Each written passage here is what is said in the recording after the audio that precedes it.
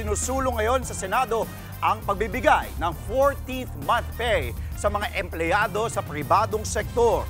Muling inihain ni Senate Minority Leader Tito Soto ang 14th month pay bill.